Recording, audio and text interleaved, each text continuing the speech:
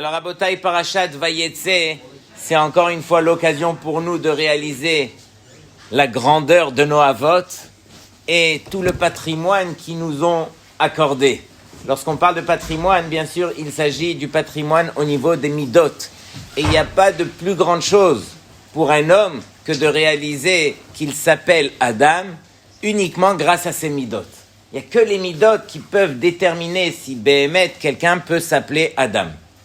Et de manière générale, ce que vous voyez autour de vous sont déguisés sous la forme de Adam, mais ils sont à des kilomètres de pouvoir être appelés Adam. Donc on commence et vous allez comprendre avec le temps. Yaakov Avinu, à l'âge de 63 ans, ses parents lui demandent de quitter la maison parce qu'il se fait pourchasser par son frère Esav qui veut le tuer. Et voici que Yaakov Avinu ne perd pas une seconde. Il passe un petit détour, 14 ans, chez Shem Ve'ever, où il étudie nuit et jour. À l'âge de 77 ans, il dit « Je vais à Haran, là où mes parents m'ont envoyé ». Sa maman Rivka a insisté pour qu'il aille chercher une femme chez son frère Lavan. Et voici que, entre-temps, il y a Eliphaz qui passe et qui lui enlève toutes les richesses qu'il avait, tout ce qu'il avait, y compris ses vêtements. Eliphaz, le fils de Esav, a été envoyé justement pour tuer Yaakov. Mais comme c'était aussi son rave, alors il a préféré lui enlever tout ce qu'il avait, parce que Ani Hashuv Kemet, et donc Yaakov Avinu, à l'âge de 77 ans, il arrive et il doit se marier. Contrairement à son père et son grand-père, qui avaient des richesses colossales quand ils sont venus pour se marier, Yaakov Avinu n'a rien du tout. Et à ce moment-là, Yaakov Avinu dit Shir la ma'alot esa'enai el heharim me'ain yavo Ezri. Ezri me'im Hashem ose shamayim va'aretz. Il lève les yeux vers le ciel et il dit mais Hashem, où je vais comme ça? Je n'ai rien. Comment est-ce que je peux me marier? Mais voici que Yaakov, alors directement, il a la réponse. Ezri me'im Hashem. Il a posé la question. Mais la réponse, Ezri me'im Hashem, il n'a pas hésité. Lorsque chacun d'entre nous, on met Hachem dans nos problèmes, dans nos difficultés, dans nos épreuves, alors ça c'est la vraie réponse. Mais encore une fois, faut-il inclure Hachem lorsque on est en train de vivre l'épreuve? C'est facile de le dire quand on chante Shir la Ma'alot. Mais quand on vit l'épreuve, alors là, il faut se rappeler à l'ordre. Et voici que Yaakov Avinu, il dit, je vais pour accomplir la mitzvah que ma maman m'a demandé de faire. Et donc, il arrive à l'endroit où il cherche, où se trouve Lavan et où se trouve, bien sûr, la fille de Lavan. Et voici que la Torah nous raconte qu'il est arrivé à l'endroit où se trouvaient les Hadarim. Donc, il y avait les bergers et il y avait cet endroit où il y avait le puits et tous les bergers devaient se regrouper justement pour pouvoir retirer la pierre. Et donc, il arrive à cet endroit et il voit des gens. Il leur demande Vayomer lahem hashalom lo, vayomeru hashalom veine Rachel bito ba'a im atzon. Et donc il arrive à ce moment-là où pitom Rachel arrive en même temps. Et vayomer hen od hayom gadol. Et donc ils lui ont dit mais le jour est encore long et donc c'est pas arrivé encore le moment pour nous de tous se regrouper pour retirer la pierre. Mais voici que Yaakov Avinu, comme on le sait, de lui-même, il est arrivé à retirer la pierre. Maintenant, regardez bien le pasuk, comment il le dit. Vayhi ka'asher ra'a Yaakov et Rachel. Lorsque Yaakov, il a vu Rachel, directement, le coup de foudre, bat Lavan achi imo, donc la fille de Lavan, le frère de sa mère, ve'etzon Lavan achi imo, et aussi le troupeau de Lavan, le frère de la mère, Vaigash Yaakov Vayagel et Taeven Me'alpi Aber. Yaakov est arrivé et tout seul, il a pu retirer la pierre. Vayashk Etzon Lavan Achi Imo. Dans ce pasuk Yud, il est marqué 3 fois Achi Imo. Pourquoi répéter la chose 3 fois? De là, les Mefarshim, ils disent que lorsque, malheureusement, on est dans une situation très dangereuse. Il y a eu un feu.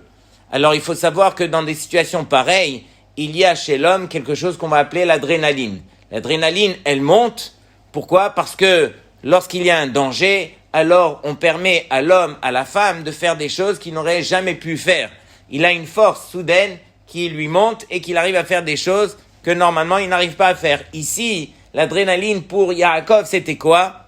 Dès qu'il a entendu qu'il s'agissait de Achimo, Lavan, qui était le frère de sa mère, il s'est rappelé donc de cette mitzvah pour laquelle sa mère l'avait envoyé. L'adrénaline lui est montée et c'est ça ce qui lui a permis, d'enlever la pierre comme un bouchon qu'on retire d'une bouteille. Tout ça pour dire que pour Yaakov, quelle est l'adrénaline? Ce sont les mitzvot. Et voici que à partir de là, Yaakov Avinu, il se rapproche de Rachel et il lui demande, est-ce que tu es prête à te marier avec moi? Rachel n'hésite pas et lui dit oui, mais lui dit, mais j'ai un père qui est Ramaï et tu n'y arriveras pas avec ce père. Il lui dit, ah bon, raconte-moi un petit peu.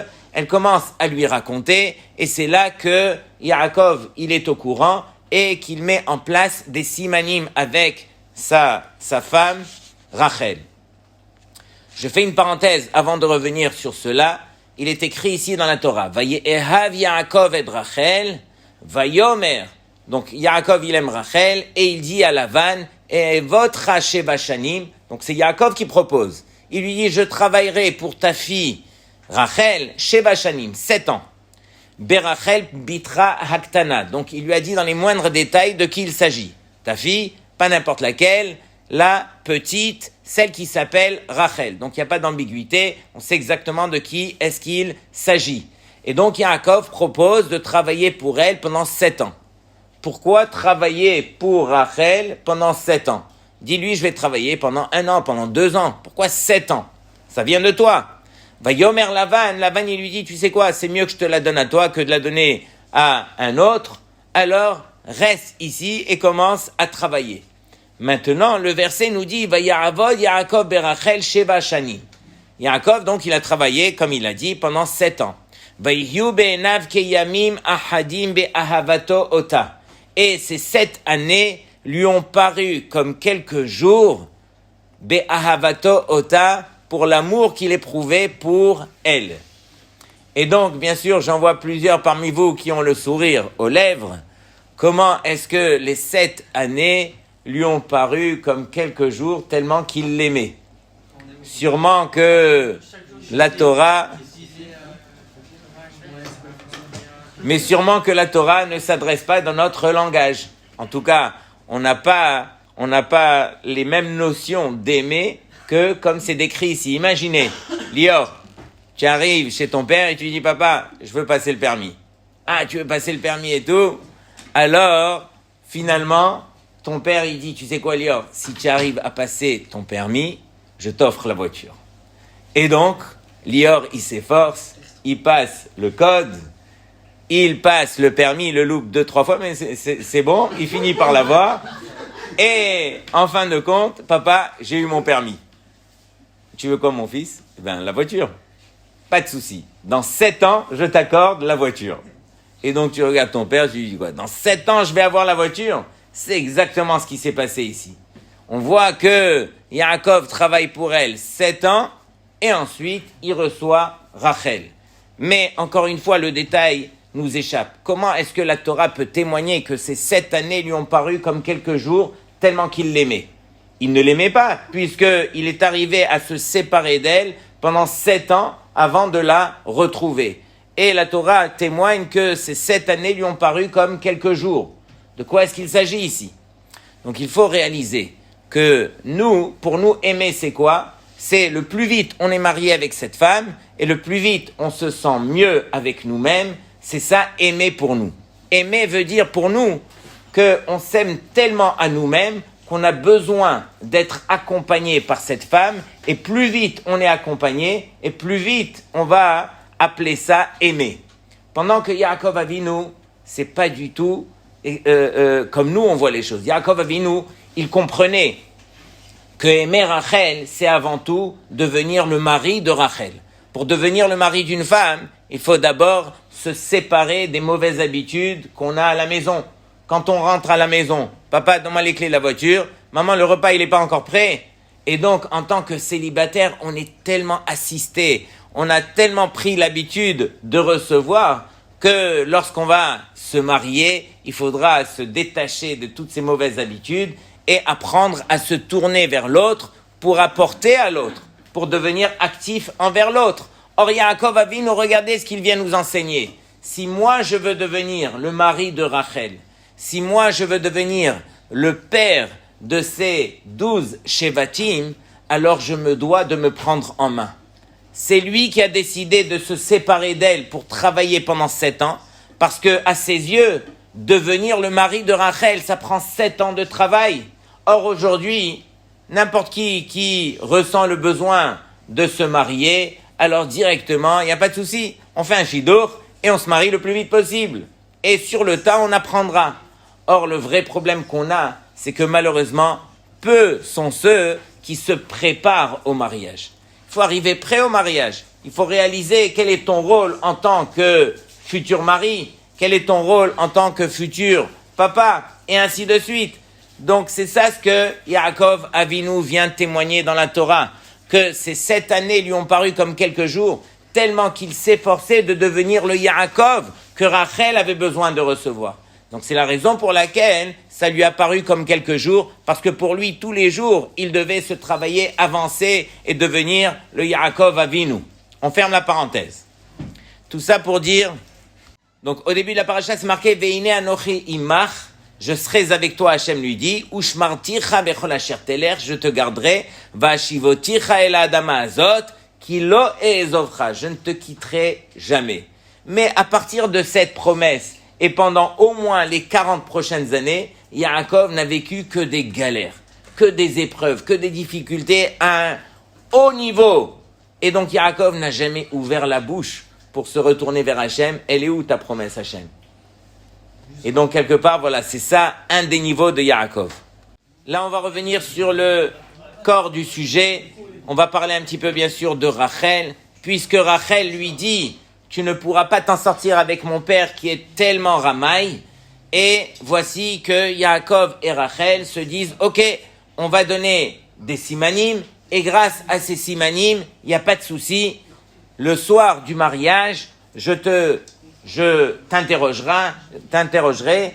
Et bien sûr, les simanim, on se rappelle, c'est Hena, Hana ou Hena, Hina. C'est une des raisons pour lesquelles on fait le Héné aussi.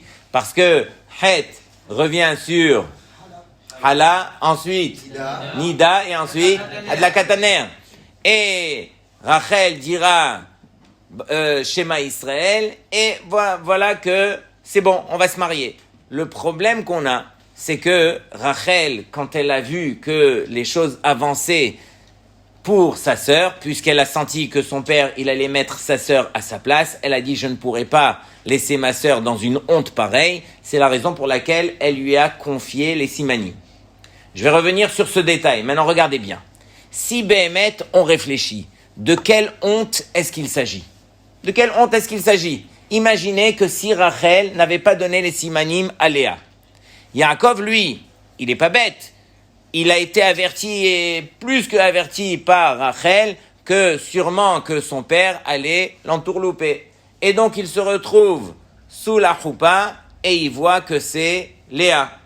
Bien sûr, qu'est-ce qu'ils ont fait? Ils ont mis Léa dans une camisole de force pour ne pas qu'on puisse la remarquer. Ils ont éteint toutes les lumières. On était vraiment dans l'obscurité. Et tout ça, ils l'ont mis sur le compte de la tsniout. Mais c'était, encore une fois, pour endormir Yaakov. Et voici que Yaakov, à ce moment-là, qu'est-ce qu'il aurait dû dire au Rav? Je me sens, le Messader Kiddushin, je me sens pas bien, je vais aller prendre 2 Doliprane. Et il dit à Léa, suis-moi Léa. Il l'amène dans la chambre et il lui dit, regarde, je ne voudrais pas te faire honte. Je sais très bien qu'il s'agit de toi et non pas Rachel et Mechila et tout ça, mais moi je suis venu pour me marier avec Rachel. Et en fin de compte, voilà, c'est une petite gêne. Et imaginez combien Yaakov, il aurait mis des gants pour ne pas vexer Léa et il aurait trouvé une meilleure façon que moi je vous ai décrit. Et vadaï que quoi? Que l'histoire se serait endormie. Or, pour cette petite gêne qui n'en est même pas une, Rachel, elle a dit, je ne vais pas prendre le risque, je vais lui transmettre les simanim, mais c'est pas que je vais lui transmettre les simanim. Je risque dès maintenant de perdre mon mari jusqu'à 120 ans. Je suis mévateret sur mon mari jusqu'à 120 ans. Et là, je vous le dis de façon gratuite, mais mechila, on se doit de prendre le frein à main et de réfléchir. Sur quoi tu vas être mévateret, Rachel? Tu réalises de qui est-ce qu'il s'agit ici? On parle ici du père du Rambam. Tu as une idée, c'est qui le Rambam? Oublie le Rambam. On parle ici du père de qui? De Adon Hanevi Moshe Rabbeinu. On parle ici du père de Aaron HaKohen.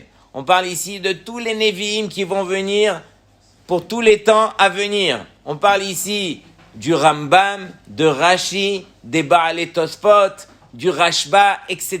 On parle ici de tout le Klal Israël. Comment est-ce que toi, Rachel, tu peux être mévateret sur quelque chose que toi-même tu réalises qui est la plus grande chose sur terre?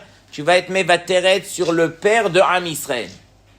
Et donc, c'est un petit mot de dire que Rachel, elle a fait un vitour.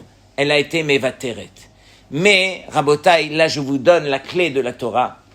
La Torah nous dit que quelqu'un sur terre qui prend sur lui et qui est mévater, dans n'importe quelle situation, il recevra la récompense sur terre. Vous entendez? Lorsque quelqu'un est mévater, il reçoit la récompense ici, sur terre. Écoutez bien cette histoire. Il y a quelques années, on a perdu un des gdolim de la génération, le Rav Wosner Zatzal. Et le Rav Wosner, il est niftar, Leil HaSeder. 6 mois après qu'il soit niftar, alors dans les journaux en Israël, il y a eu une histoire qui est sortie qui a fait trembler Eretz Israël. De quoi est-ce qu'il s'agit? Il y avait un juif qui devait voyager aux États-Unis, qui s'est arrêté dans un aéroport, pas Kennedy, l'autre aéroport, le petit là-bas, et il s'est retrouvé coincé pendant 24 heures dans l'aéroport, et il attendait son vol. Et il s'est dit, mais qu'est-ce que je vais faire ici pendant 24 heures et tout? Il cherchait partout s'il y avait un juif. Et il a trouvé un bon juif, il a commencé à lui raconter, il lui a parlé de lui, il lui a parlé de sa vie, il lui a parlé un peu de tout. Et en fin de compte, il lui dit, regarde, tu sais tout sur moi, tu n'as pas encore ouvert la bouche, dis-moi qui tu es, d'où tu viens et tout ça. Il lui dit, regarde, je te dis à condition que tu me serres la main et que tu prennes sur toi de ne jamais dévoiler qui je suis, ni raconter mon histoire, ni shum davar. Il lui dit, ok, ils ont serré la main, il lui dit, alors je te raconte. Il lui dit, regarde, moi je suis un juif, comme toi, je me suis marié il y a quelques années, et lorsque je me suis marié, ma femme est tombée enceinte plusieurs fois, et là on s'est retrouvé avec des problèmes de parnassa. Et donc j'ai cherché quoi faire, et donc j'étais à New York, je me suis dit, ok, je vais essayer de trouver un peu de marchandises que je peux acheter, que je peux vendre. Je me suis associé avec un ami à moi, et le soir, on a commencé à vendre un petit peu, voilà, des gadgets, des trucs et tout ça, et ça nous permettait de combler les fins de mois. Donc doucement, on commençait à s'en sortir. Et on a entendu qu'il y avait un juif, un ressortissant de la Shoah, qui lui n'avait aucune famille, mais qui lui vendait la même chose que nous, mais à des prix dérisoires. On l'a contacté, on a été le voir, et finalement, il nous a vendu de la marchandise qu'on a pu acheter, mais vraiment à des prix des plus bas, et grâce à ces prix bas, on a pu vendre cette marchandise, et doucement, on s'est enrichi. Et bien sûr, on s'est fait ami avec ce juif, et comme on a vu qu'il était tout seul, de temps en temps, on l'invitait à la maison. Et donc, il venait passer un Shabbat chez moi, et il passait un Shabbat chez mon associé. Et avec le temps, on s'est rendu compte que ce juif, malheureusement, du fait qu'il vivait tout seul, il avait quelque part une mauvaise mida. Quelle était cette mida? C'est que le Shabbat, il venait à la maison, mais il ne faisait que critiquer. Ah, pourquoi vous avez mis comme ça dans la maison? Pourquoi vous avez fait comme ça? Et le plat, il est pas bon, et le truc... Et il critiquait tout ça, et eux, ils étaient un petit peu gênés, parce que d'une part, ils l'invitaient, ils jouaient au jeu avec lui, ils voulaient être gentils, mais d'autre part, comme ça revenait tellement souvent que, voilà, ça commençait à être fatigant. Un beau jour, ils ont acheté un pot de fleurs. et ils l'ont mis dans un endroit dans la maison. Lui, à peine est rentré dans la maison. Encore une fois, vous avez mis ce pot de fleurs ici, il fallait le mettre là-bas. Et là, c'était la première fois que ce juif, il lui disait, regarde, moi je t'invite de bon cœur. Mais si tu viens chez moi et tu ne fais que te plaindre, alors sache que c'est difficile. Voici que ce juif en question, là, qu'ils invitaient, il s'est fâché, vexé, il était hors de lui, et il lui a dit, c'est fini, j'aimerais te dire quelque chose. Moi, je n'ai personne sur terre. Pour l'instant, je voulais t'accorder toutes mes richesses. Il était millionnaire, et il voulait donner la moitié en héritage à lui et à son associé. À partir de maintenant, j'enlève tout à ton nom, je laisse $100 et tout le reste, tous les millions, ils vont pour ton associé. Il lui dit, ok, qu'est-ce que je peux faire? Et voici qu'il ne s'est pas arrêté là, il est parti à la chouille, il a fait un scandale, regardez ce qu'il m'a fait, regardez comment il m'a traité, ça a fait du bruit. Et lui, bien sûr, il se sentait mal, donc il est retourné le voir, il est parti s'excuser, il ne voulait pas accepter, il s'est excusé plusieurs fois et tout. Les mois sont passés, et finalement, ce juif en question, on l'a réinvité, et il a accepté de revenir à la maison, après des mois. Et quand il est venu à la maison, chez lui, il lui a dit, regarde, c'est pas parce que je reviens chez toi que je vais te redonner dans l'héritage moitié-moitié. Non, ça reste comme c'est. Il a dit, il n'y a aucun problème, moi je t'invite pour la mitzvah. Qui a parlé d'héritage maintenant? Et voici que ce juif a vécu encore pendant 3 ans. Et pendant 3 ans, il venait chez lui à la maison tous les 2 Shabbatot. Et il s'occupait de lui, et plus il devenait vieux, et plus il restait plusieurs jours, même après le Shabbat. Donc on s'occupait vraiment de lui. Un beau jour, après 2 ans, il revient le voir, et il lui dit, regarde, tu sais quoi? Tu es comme mon fils. Ce que je t'avais promis, alors je te le donne, moitié-moitié. Donc tu auras, toi, 5 millions, et ton associé aussi 5 millions, et c'est bon, c'est pour vous. Et il lui a fait un truc à l'écrit, le shtar à l'écrit qu'il avait fait avec l'avocat, il lui a emmené, et il lui dit, voilà, c'est pour toi. Et lui, il faisait même pas attention, lui, il le faisait pour la mitzvah, et pour lui, il travaillait, il gagnait son argent, donc voilà. Donc il a pris le papier, et il l'a mis dans un tiroir. Voici que, quelques semaines après, ce juif est niftar. Le juif est niftar, et bien sûr, il est niftar chez qui? Chez celui qui l'invitait à chaque fois. Et donc il est niftar chez lui à la maison, ils ont fait les shiv'a chez lui à la maison, et pendant les shiv'a, voici que l'avocat de ce vieux-là, il est venu pendant les shiv'a, et il y avait donc le juif avec son associé. Et voici que l'avocat se retourne vers l'associé, il lui fait un clin d'œil, et il lui dit, après les shiv'a, bien sûr, on s'assoit pour faire le partage.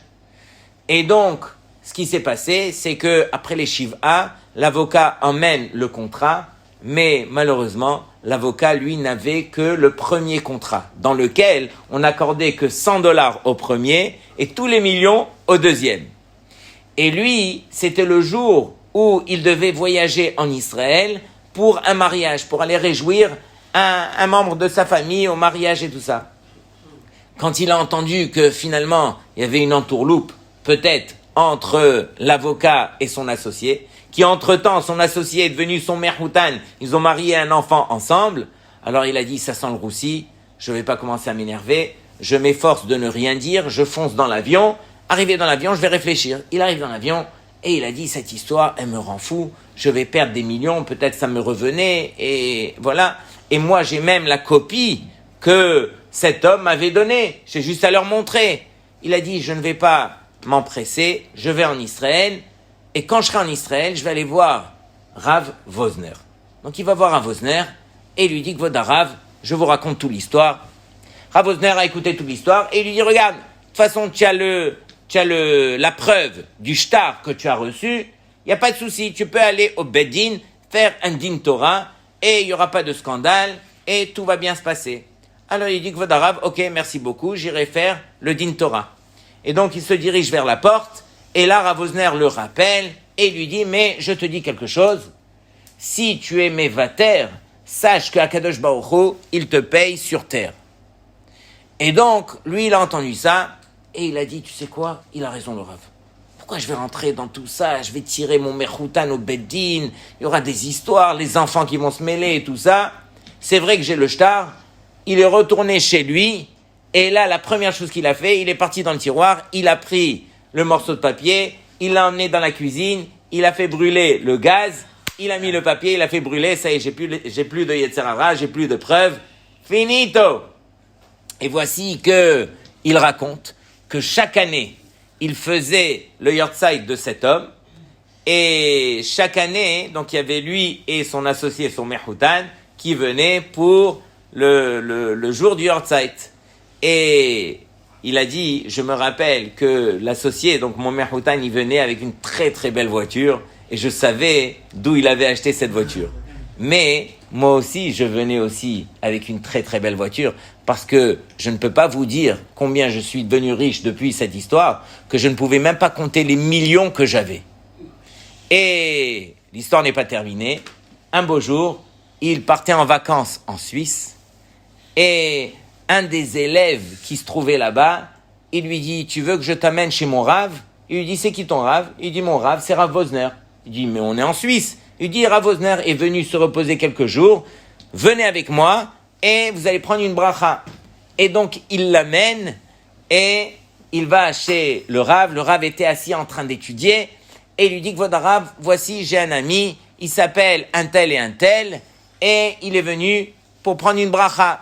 Le Rav, il était plongé dans son limoud, il lève à peine les yeux, il lui dit, mais je le connais. Il se retourne vers lui, et il lui dit, dis-moi, est-ce que Behemet, celui qui est Mévater, il reçoit toutes les brachot sur terre ou pas?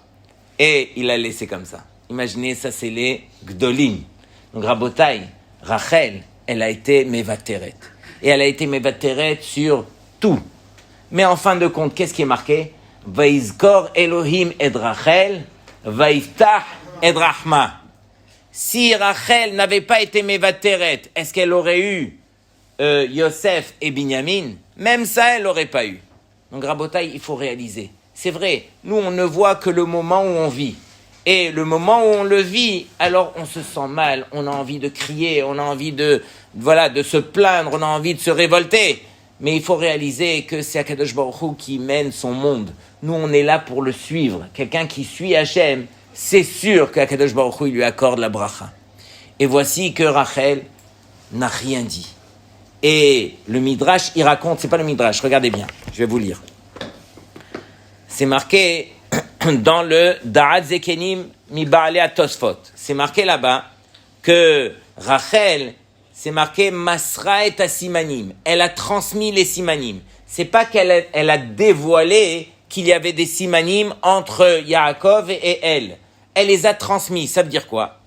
Ça veut dire que Rachel n'a jamais dit à sa sœur Léa qu'elle devait se marier avec Yaakov.